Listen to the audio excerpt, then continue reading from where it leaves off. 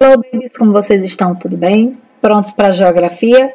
Eu quero que vocês prestem muita atenção nesse vídeo, porque principalmente é uma situação bem complicada, porque a gente está vivenciando isso e a gente está deixando meio que de lado, então é um assunto muito importante. E muitas escolas nesses períodos agora, elas fazem feiras culturais, gincanas, trabalhos e tudo mais. Isso é natural de maioria das escolas. E esses assuntos sempre caem, então eu posso estar aí te ajudando nesse assunto, tá certo? Que assunto tão importante é esse, Tia Lili? Bom, a poluição dos rios, do lixo, o lixo propriamente dito, e a poluição do ar, o ar na verdade, né? Eu trouxe aí 3 slides para que você possa se inteirar, porque eu sei que você já sabe, mas a gente precisa ter um norte de onde falar tudo isso, né? E a gente começa a poluição dos rios o seguinte, pessoal. Não existia antigamente essa lixarada toda aí jogada em mares, rios, praias, de jeito algum. O que acontece também? A gente se liga muito no lixo e esquece alguns detalhes que participam do nosso dia a dia. A gente consome e nem percebe. Os agrotóxicos usados nas lavouras para poder preservá-las de pragas, para poder dar um fruto melhor e tudo mais. Quando a chuva cai, que rega toda a plantação ou até mesmo a irrigação constante dessa plantação, ela leva esses agrotóxicos que são pulverizados nas plantas para controle de pragas e muitas outras coisas para o solo. E esse, por sua vez, consequentemente, todos os minerais que tem no solo vão para o subsolo, que é onde está o nosso reservatório mundial de água, né? E o que acontece? Esses reservatórios, uma hora ou outra, ele vai para os rios, vai para os mares, e ele entra em contato com os peixes. E, consequentemente, o grande acúmulo... O grande acúmulo de agrotóxico no solo faz com que contamine a água, contamine os peixes e os peixes contaminam o ser humano. Então, de um jeito ou de outro, essa contaminação chega até o nosso organismo, tá? Não adianta parar de comer peixe, não adianta parar de tomar alguns tipos de água e tudo mais, não adianta. Ela vai assim naturalmente provocada por esses agrotóxicos, certo, gente? Então, elas poluem o solo severamente. Qual seria aí a solução? A solução seria criar pulverizantes, inseticidas naturais, onde ele possa estar aí combatendo a maioria das pragas, tá? Isso demanda tempo, dinheiro e nem sempre as indústrias ou os fazendeiros ou até mesmo os pequenos agricultores querem utilizar dessas técnicas, né? Outra coisa que ajuda na destruição e na poluição dos rios é quando algumas vezes ou várias vezes ou quase sempre existe a questão da retirada da vegetação das margens do rio, seja para enlarguecer o rio, seja para construções, seja para benefício sempre próprio, né? Então, quando se tira essas matas que há, eu coloquei 2 fotos aí com matas para que você possa entender. Quando se tira, certo? Essas árvores zonas grandonas que você está vendo aí, ó, vou mexer aqui com o mouse. Tá vendo aqui, ó? Pronto. Quando se tira esse tipo de vegetação, que fica mais ou menos assim, ó. Tá vendo? Não é a mesma foto, mas eu estou só dando a diferença. Certo? Isso acontece que a poluição triplica. Essa mata, ela é conhecida, ela é chamada de mata ciliar. São as matas que nascem nas margens dos rios naturalmente. É a chamada de mata ciliar. E ao tirar essa mata ciliar, automaticamente você, no sentido de quem arrancou, está contribuindo para a poluição e a destruição completa daquele rio. Ao longo do tempo é só destruição.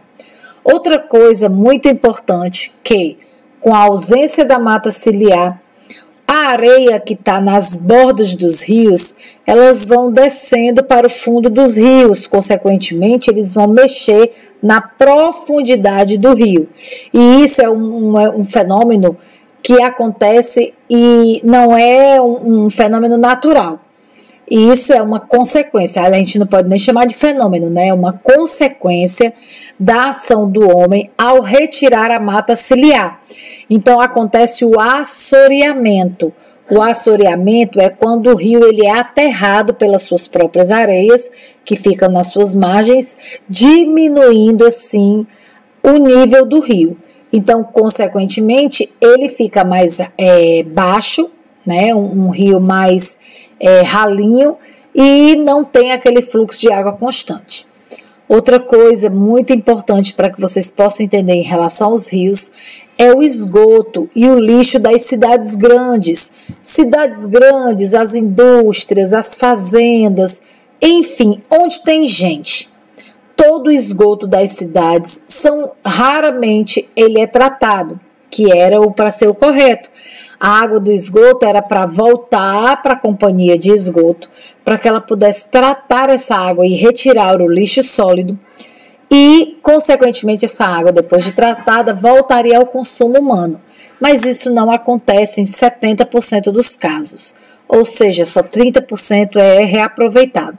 Os outros 70%, gente, vão para os rios, para os mares, para os lagos, e isso faz com que a água fique extremamente contaminada por coliformes fecais, que são os cocôs, né? E isso é extremamente inapropriado para o ser humano, certo? Outra coisa que contribui muito para a poluição dos rios, e isso também é muito severo, tal qual os agrotóxicos, é o mercúrio. O mercúrio, em muitas regiões, ela é utilizada para garimpar o ouro. Então, onde teve busca de ouro, tem contaminação no solo e nos rios e nas águas naturais pelo mercúrio. Então, o mercúrio é aí um veneno básico para a natureza. Os esgotos e os lixos, que eu já falei agora aqui, pessoal, contribuem mega, ultra, super para a poluição. E nós estamos envolvidos, porque o lixo, quando você vê assim acumulado, você diz, ai, que horror, que água suja, fédida, esse lixo talvez tenha vindo da sua casa, da minha casa, do meu bairro. Então, toda vida que a gente joga lixo no chão, que nós tomamos uma garrafinha de água e jogamos ela no chão, ou pela janela do ônibus, pela janela do carro, enfim. Até um papelzinho de bombom que você deixa cair no chão e não apanha, que você põe no bolso e não joga no lixo, mesmo que você já chegue em casa, tira aquele papelzinho do bolso para não ir para a máquina de lavar, ou até mesmo para o lixo da sua casa, ou até para o chão. Então, nós contribuímos para essa poluição. Então, eu coloquei aí para chamar a atenção sobre isso. Nós podemos mudar essa realidade. Outra coisa muito importante que aqui continua também falando do lixo é que nós produzimos dois tipos de lixo, o lixo orgânico e o lixo inorgânico. O que é o lixo orgânico? Vou apontar aqui para você, ó. Orgânico. Aqui, ó. Tá vendo? Senhor. Gente, é um abrimento de boca. Tá vendo aí onde o mouse está passando? Pronto. Ai, meu Deus. Você vê restos de comida, casca de ovos e tudo, e casca de legumes e folhas. Bom, tudo lixo que é natural, cascas de legumes, cascas de ovos, restos de comida, folhas, eles são chamados de lixo orgânico. Esse lixo, entre aspas, certo? Ele bem elaborado, sendo bem organizado, ele vira adubo. Então a gente precisa ter cuidado, porque o acúmulo desse lixo, ele também pode criar insetos e umas lagartinhas que ninguém quer ter em casa. Mas o uso correto dele, tá? Para que ele possa virar adubo, é mega ultra importante para a reciclagem do lixo, tanto nas nossas casas como em indústrias, fazendas e tudo mais. O lixo inorgânico é tudo aquele que não é natural. O vidro, plástico, tampas, alumínio, madeira, enfim. Todo lixo que não é natural, tá certo? Que não vai se dissolver na natureza assim de uma hora para outra, igual o lixo orgânico. Tá bom? Então é bom sempre lembrar, quando se pensa em lixo, em nós fazermos a nossa parte, reciclar esse lixo. Você pode estar aí pesquisando no seu livro a lista de coisas que podem ser recicladas ou não, vidros, plásticos, metais, tudo isso você pode estar ajudando aí a natureza. Se você quiser realmente ajudar a natureza, é só não colocar lixo no chão nunca, jamais. Combinado? Então você já vai estar ajudando e muito. E, consequentemente, todo esse lixo, toda essa poluição, nós temos também uma agrave, tá? Agrava muito a questão da poluição do ar. Os gases produzidos pelos automóveis contaminam o ar que respiramos e podem provocar doenças. Os mais graves são os ônibus e caminhões, que devido à queima incompleta do óleo diesel, torna-se um grande inferno à atmosfera terrestre. Podemos minimizar esses efeitos, instalando filtros nas fábricas e veículos, ou até mesmo do combustível, a troca do combustível por o menos poluente, como o álcool e o gás natural. Bom, como é que se explica tudo isso? Pessoal, tem ainda muitos lugares que não tem uma boa coleta de lixo, né? O lixo não passa com frequência na rua da pessoa. Então, algumas pessoas cometem o erro gravíssimo de recolher o seu lixo nos seus quintais e atear fogo. Isso, aquela fumaça com a queima daqueles plásticos, a queima daquela lixarada toda, faz com que os gases produzidos por aquele fogo sejam extremamente prejudiciais ao meio ambiente, tais quais o ar que sai das chaminés das fábricas, dos canos de escapamento dos carros, e tudo isso faz com que polua o ar. É muito natural o ser humano não prestar muita atenção na qualidade do ar, devido à questão da correria do tempo e tal. Então, para poder te alertar, eu trouxe duas fotos fantásticas que eu encontrei na internet. Uma é de uma cidade da Índia extremamente poluída, e lá eles não se importam muito com isso. E a outra é uma cidade dos Estados Unidos. Duas fases que essa cidade passou. Você está vendo aí um lado extremamente poluído, é claro que é uma montagem, e o outro lado sem poluição. Então, às vezes a gente não percebe a poluição do ar, mas ela está lá, e isso causa também doenças respiratórias.